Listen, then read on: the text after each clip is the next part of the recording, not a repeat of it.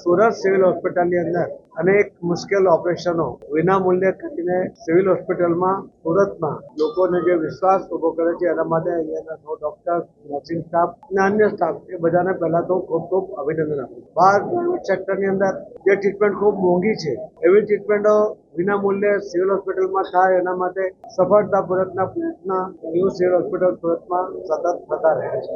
આજે એક એલર્જી એક સામાન્ય રીતે ઘણા મોટા પ્રમાણમાં આપણને જોવા મળે છે, ત્યારે સિવિલ હોસ્પિટલે આજે પહેલ કરીને આવા એલર્જીના નિદાન માટે ઇમ્યુનિટી ટ્રીટમેન્ટ માટે એમણે આજે સિવિલ હોસ્પિટલની અંદર આ વિભાગ ચાલુ કર્યો છે. જે બહાર સારવાર કરાવી હોય કે નિદાન કરાવીને સારવાર કરે તો લગભગ 1.5 થી 2 લાખ રૂપિયાનો ખર્ચ આવે છે. જ્યારે આજે આ સુરતમાં આ સારવાર વિભાગ શરૂ કરવાને કારણે લોકોને વિનામૂલ્યે સુરતના અને દક્ષિણ ગુજરાતના જે પણ લોકોને સારવાર લેવી હશે એ લઈ શકશે એ પ્રકારની વ્યવસ્થા આજે સુરત સિવિલ હોસ્પિટલમાં શરૂ કરવામાં આવી છે.